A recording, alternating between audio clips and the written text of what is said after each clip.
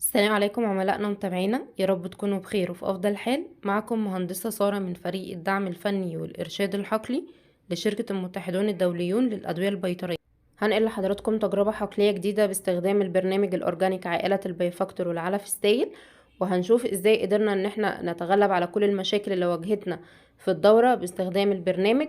وكمان قدرنا ان احنا نخرج القطيع على عمر 30 يوم بمتوسط وزن 2 كيلو واستهلاك علف 2 كيلو 600 جرام، يعني معامل تحويل 1.3 من 10. طب لو القطيع كان اشتغل بالمضادات الحيوية والأدوية البيطرية علشان يوصل لنفس متوسط الوزن 2 كيلو، هيكون الطائر محتاج ياكل علف في حدود 3 كيلو، وده بمعامل تحويل 1.5 من 10، وده طبعا في أفضل حالات العنبر.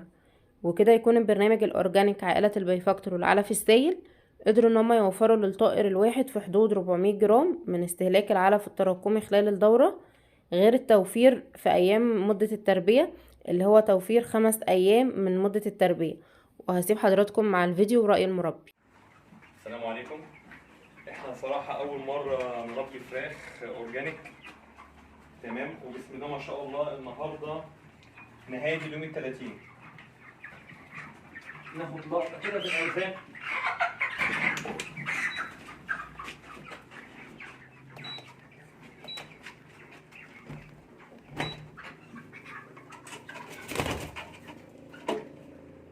بسم الله ما شاء الله 2 كيلو 190.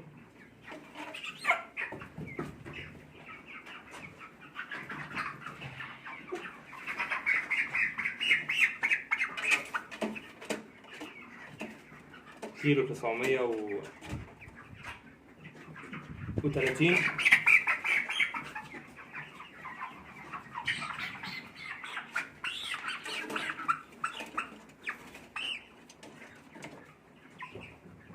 اتنين كيلو 250.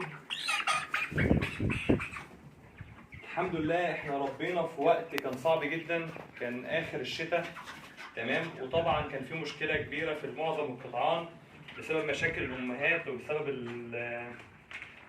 الكتاكيت والتقزم والمشاكل اللي فيها والتهاب السره وكيس المح والمشاكل دي كلها.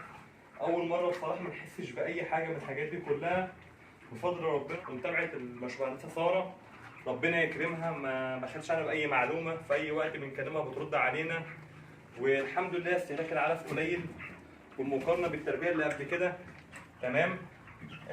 زي ما انتم شايفين ما شاء الله الفراخ حالتها والحيوية الفراخ ومعامل التحويل بتاعها بمنتجات الاورجانت اللي هي عباره عن الباي فاكتور والباور فيتا والليكويد فيت 50 51 وال10% والمنتا والارجونت.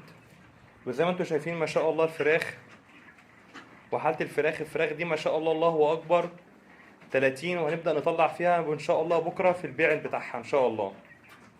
اللهم بارك. بشكر الباشمهندسة سارة.